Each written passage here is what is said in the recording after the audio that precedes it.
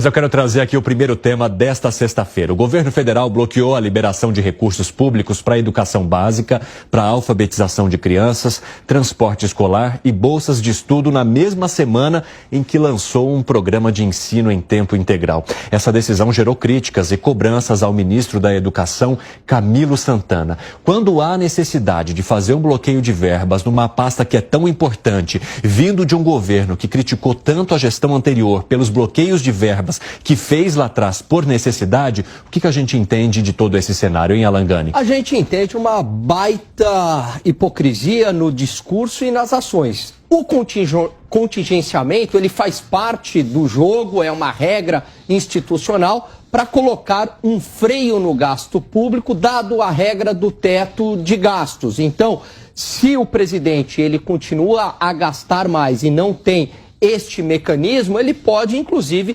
sofrer um processo de impeachment. Agora, Evandro, eu pergunto, por que contingenciar um gasto de educação básica, que é fundamental, e não as mordomias, como, por exemplo, as viagens do presidente Lula, passagens aéreas, hotéis caríssimos em Londres, cuja diária custa R$39 mil? Fica essa pergunta no ar. Piperno, o governo poderia ter priorizado a economia em outras áreas e não necessariamente na educação. A exemplo do que colocou aqui o Alan Gani, para que gastar R$30 mil numa diária e depois fazer bloqueio do dinheiro público para um tema que é tão importante que é a educação? Mais uma vez, boa tarde. É evidente que gastar R$39 mil numa diária não é um procedimento mais correto e mais austero. Isso merece crítica. De qualquer forma, o contingenciamento ele atinge 10 ministérios. Não é que o governo foi lá e falou, puxa vida, eu vou contingenciar, por exemplo, verbas para transporte escolar. Não, o governo contingenciou verbas de 10 ministérios. Esse contingenciamento significa um congelamento temporário. Isso pode ser liberado da semana que vem, daqui um mês e meio. O governo vai reavaliar de onde exatamente depois cortar essas verbas. Detalhe, são 10 pastas e no caso de transportes de estudantes foi contingenciado o valor de R$1 milhão. Agora, Segré, vocês vivem criticando aqui o fato de o governo não apontar nenhum tipo de economia do dinheiro público. Ao fazer o contingenciamento, ele não estaria adotando justamente as medidas que vocês recomendam aqui? Sim, mas não nesse ponto.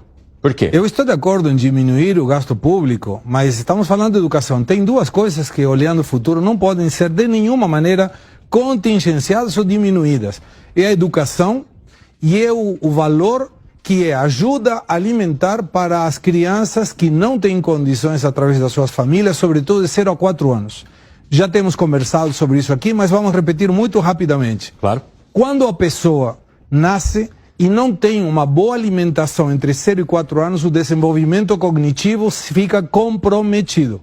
E tendo esse comprometimento, a possibilidade dessa criança evoluir no tempo, ter uma boa educação e o dia de amanhã poder, pelas suas próprias energias e forças, se desenvolver no mercado de trabalho é praticamente nulo. Então você está preparando aí uma espécie de zumbi que vai depender do Estado pelo resto da vida. E isso não pode ser. A única maneira de ter um comprometimento com o futuro sem a dependência da ajuda do Estado é trabalhando numa educação que é a melhor forma de se liberar de qualquer outra questão e a ajuda para que essa criança de 0 a 4 anos tenha uma boa alimentação. Não é uma alimentação à base de farinha e açúcar. Aí vai ser um gordinho feliz. E isso não é pejorativo. É muita ajuda social que busca essa questão. Então, a educação não pode ser comprometida. E se tem despastas, então tira dinheiro e contingencia de outras coisas. Mas a educação, nunca. Muito menos de um governo que se jacta de ser prioritariamente para educação, segurança e saúde. E não prova isso, essa contingência. Eu quero trazer os números aqui porque eu os tenho. O corte no Ministério soma 332 milhões de reais. O valor atingiu principalmente a educação básica, com um corte de 201 milhões de reais, incluindo todo o recurso programado para o desenvolvimento da alfabetização nessa área. Eu vi, Piperno, que você estava concordando com o Segré em determinados pontos. Mas você entende que o governo federal, principalmente este, que criticou tanto a política de educação do governo anterior, poderia não ter ter feito um bloqueio justamente nessa área? Esse é o governo que mais concedeu recurso à educação. Já começa por aí, inclusive... E foi uma calamidade, os níveis educacionais do país. Nossa, aliás, eu vou falar um negócio. Foi uma calamidade. Se comparar com o passado recente, pelo amor... Não fez uma... Concordo contigo, não fez uma boa gestão na educação de Jair Bolsonaro. Mas também, o governo Lula gastou um monte e não entregou. Por isso que já aumentou, aliás, entregou imensamente mais do que os últimos aí. Então, agora, em relação ao último, por exemplo, os orçamentos, os recursos são muito mais generosos agora. De qualquer forma, houve nesse... Ninguém está falando, olha, nós vamos cortar definitivamente esse dinheiro. Isso é contingenciamento, isso é um congelamento temporário. E outra coisa, está se tirando, por exemplo, 50 milhões de recursos dados a bolsistas. Olha os reajustes que os bolsistas já tiveram esse ano.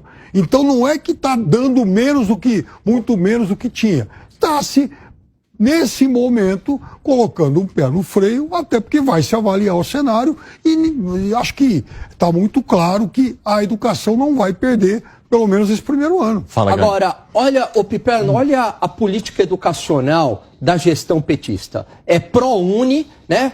Colocando um monte de estudante com deficiências graves no ensino universitário, beneficiando um monte de empresários na área da educação, de faculdades muito ruins. E por que não atacar a educação de base? Porque você... Sabe por quê? Porque a educação superior dá voto. Não. Porque... E você não ataca a educação de base, esse é o ponto. O Bolsa Família ataca isso.